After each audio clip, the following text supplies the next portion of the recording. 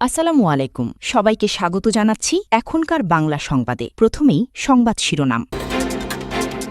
শুরুতেই জানিয়ে দিব, কাতারের দেওয়া বিমান রেখে কেন পুরনো বিমানে তুরস্ক ছাড়লেন ট্রাম্প।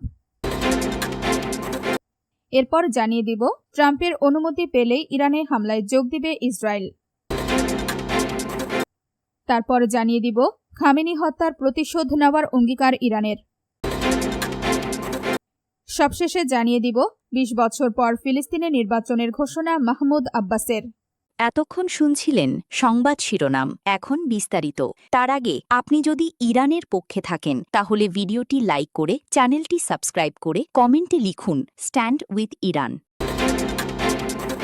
কাতারের দেওয়া বিমান রেখে কেন পুরনো বিমানে তুরস্ক ছাড়লেন ট্রাম্প। ইরানের সঙ্গে চলমান উত্তেজনা ও নিরাপত্তার ঝুঁকির কারণে তুরস্ক সফর শেষে কাতারের উপহার দেওয়া নতুন বিলাসবহুল জেট বিমানটি আগেই ইংল্যান্ডে পাঠিয়ে দিয়েছেন মার্কিন প্রেসিডেন্ট ডোনাল্ড ট্রাম্প। নিজে দেশে ফেরার জন্য বেছে নিয়েছেন অপেক্ষাকৃত পুরনো একটি বিমান। দুইজন কর্মকর্তা জানিয়েছেন, যুক্তরাষ্ট্রের কমান্ড ইন চিফের প্রেসিডেন্ট সর্বোচ্চ নিরাপত্তা নিশ্চিত করার জন্য পুরনো বিমানটি সম্পূর্ণ নিজস্ব তত্ত্বাবধানে বিশেষভাবে তৈরি করা হয়েছিল।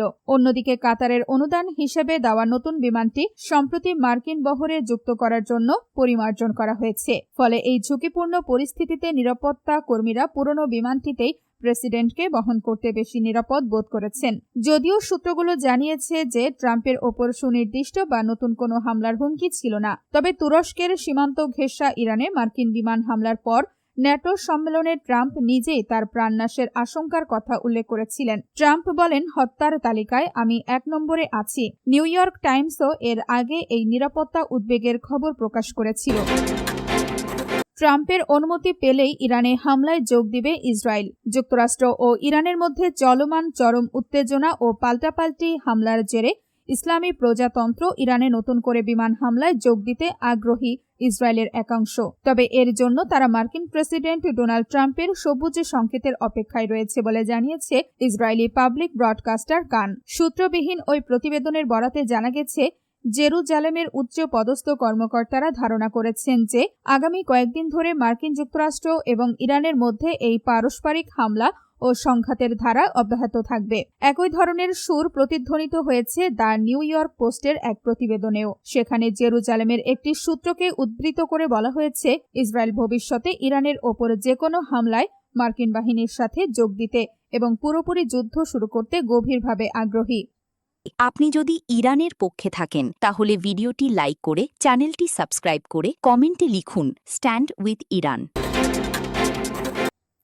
খামেনির হত্যার প্রতিশোধ নেওয়ার অঙ্গীকার ইরানের। ইরানের ইসলামী বিপ্লবী গার্ড কর্পসের IRGC এর শীর্ষ commander brigadier general Ahmad Vahidi দেশটির সাবেক সর্বোচ্চ নেতা আয়াতুল্লাহ আলী খামেনিকে হত্যার কঠিন প্রতিশোধ নেওয়ার অঙ্গীকার ব্যক্ত করেছেন। যুক্তরাষ্ট্র ও ইসরায়েলের বিরুদ্ধে এই প্রতিশোধ নেওয়ার ঘোষণা দিয়ে তিনি বলেছেন, এই জঘন্য হত্যাকাণ্ড কখনো ইতিহাসের স্মৃতিপট থেকে মুছে যাবে না। সেপাহ নিউজ এজেন্সির বরাতে দেওয়া এক বিবৃতিতে জেনারেল আহমাদ ওয়াহিদি অনতিবিলম্বে ন্যায় বিচার প্রতিষ্ঠা এবং অপরাধীদের, বিশেষ করে শিশু হত্যাকারী মার্কিন সামরিক বাহিনীর বিরুদ্ধে উপযুক্ত জবাব দেওয়ার আহ্বান জানান। তিনি হুঁশিয়ারি দিয়ে বলেন, যুক্তরাষ্ট্রের অপরাধী নেতা এবং ইসলামী বিপ্লব ও প্রতিরোধ ফ্রন্টের সমস্ত শত্রুদের জেনে রাখা উচিত যে এই স্বর্গীয় নেতাকে কাপুরুষোচিতভাবে হত্যা করে তারা কখনোই প্রতিরোধের পতাকাকে মাটিতে নামিয়ে আনতে পারবে না।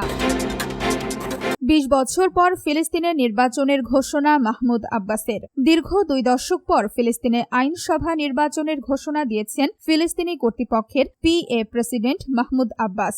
আন্তর্জাতিক মহলের চাপ এবং শাসন ব্যবস্থার গণতান্ত্রিক বৈধতা পুনঃপ্রতিষ্ঠার উদ্যোগের অংশ হিসেবে স্থানীয় সময় বৃহস্পতিবার ৯ জুলাই এক প্রেসিডেন্সিয়াল ডিক্রির মাধ্যমে তিনি আগামী ২৮ নভেম্বর নির্বাচনের তারিখ নির্ধারণ করেন। খবর আল জাজিরার। জারি করা অধ্যাদেশ অনুযায়ী অবরুদ্ধ গাজা উপত্যকা, অধিকৃত পশ্চিম তীর এবং পূর্ব জেরুজালেম সহ ফিলিস্তিনের সব ভূখণ্ডে একযোগে এই নির্বাচন অনুষ্ঠিত হওয়ার কথা রয়েছে। পরিকল্পনা অনুযায়ী ভোট গ্রহণ সম্পন্ন হলে এটি হবে ২০০৬ সালের পর ফিলিস্তিনিদের প্রথম সাধারণ নির্বাচন। ফিলিস্তিনের সর্বশেষ আইনসভা নির্বাচন অনুষ্ঠিত হয়েছিল ২০০৬ সালে। সেই নির্বাচনে প্রেসিডেন্ট আব্বাসের দল ফাতাহকে পরাজিত করে বড় ধরনের বিজয় অর্জন করে ইসলামপন্থী প্রতিরোধ আন্দোলন হামাস। ওই নির্বাচনের পর থেকেই ফাতাহ ও হামাসের মধ্যে রাজনৈতিক বিভাজন তীব্র হয়ে ওঠে।